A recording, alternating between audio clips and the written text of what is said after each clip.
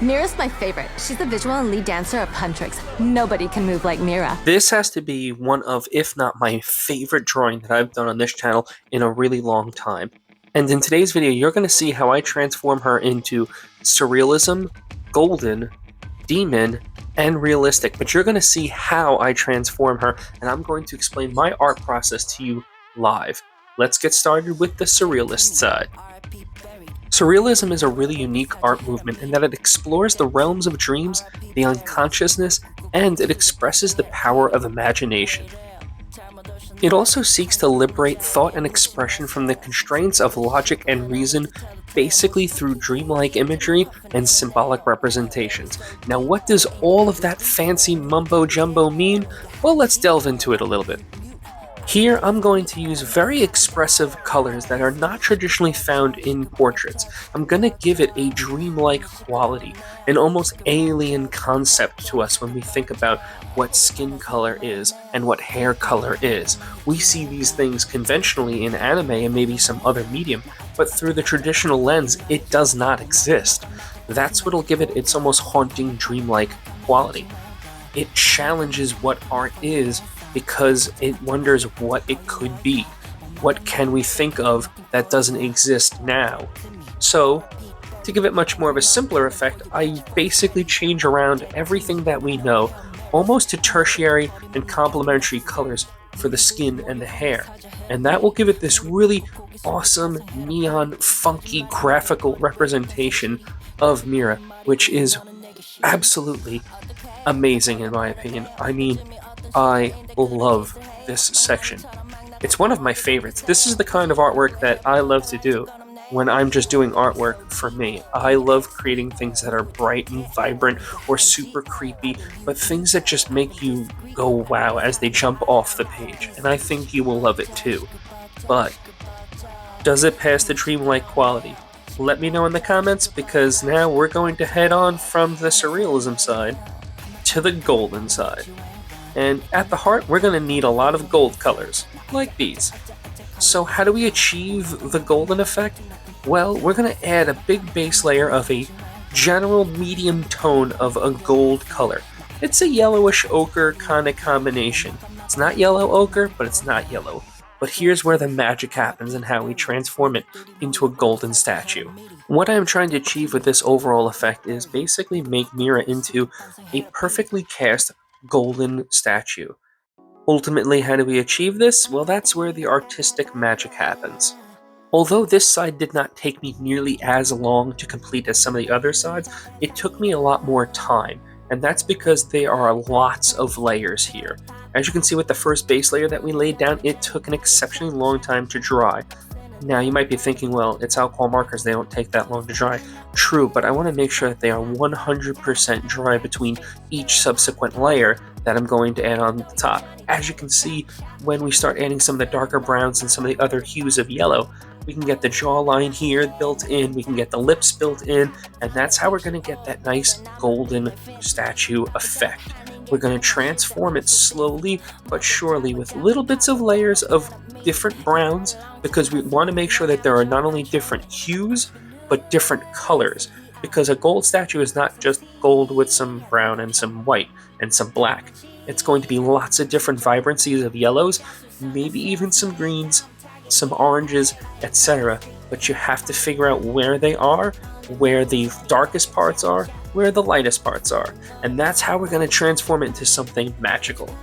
To achieve some of the smoother blends that you're seeing in the whites, I'm using a blending stump, and that's really going to help smooth out all the highlights. Then I'm going to go over lightly, not with a white. We want to make sure we use as little white as possible. This is actually a very, very light yellowish green. It's like a chartreuse meta white. But when we go over it again with a little bit of white and then we just fade it out ever so slightly, it makes it pop like white, but it's not. And therein lies some of, once again, that little bit of magic.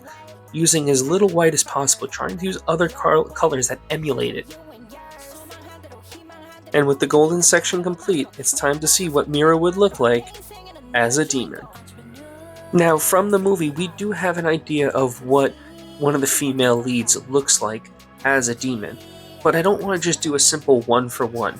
This is kind of like my interpretation of what Mira would look like as a demon, not just doing a basic one-for-one. Because if we do a basic one-for-one and we kind of just cheat code our own style in, well, then it's just going to look like a carbon copy of Rumi, just with a slapped image of Mira over the top. And we don't want to do that. We want to change the facial structures, we want to change the eyeshadow, change the hair color so that it looks and feels like it would be her. So how do we achieve this? Well, there's a couple of different ways we can do it.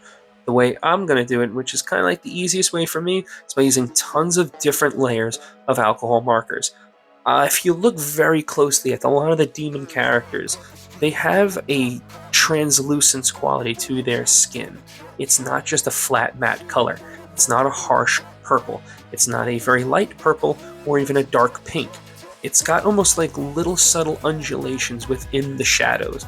And that's where alcohol markers are going to be exceptional, because you're going to get all these little gradients around the eyes and around the cheekbones, because Mira has a very specific angular shape to her face. It's very strong, it's very represented, she's got very prominent cheekbones and very pulsating, strong, deep eyes. They're very powerful. If you actually look, that's where a lot of her strength as a character, I think, comes through, is her eyes can tell a story about just how angry she is at different moments in the movie. And that is what I think I want to stress most in this particular section of the drawing. For the demon markings, I really want to make sure that I use paint pens for one specific reason. I want them to feel like they're not only jumping off the page, but they're really stamped firmly onto the skin. I want them to feel like as if they're almost carved into her flesh. I really want them to stand out against the softness of her skin. I really think that this just kind of comes across just ever so perfectly. I could be wrong, but maybe it's not me, maybe it's something different. But let me know what you guys think as we move from the demon to the realistic.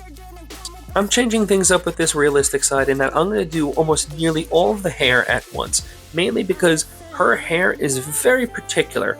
It's pulled back in the long ponytails, it has a very unique striking quality to it, and I want to make sure that I get it just right, because if you know me, hair ain't just my thing. It's a really tedious amount of work, but I think I get a beautiful quality to it in this particular section. And that's not just to toot my own horn, I was actually genuinely pleased with the way this overall came out.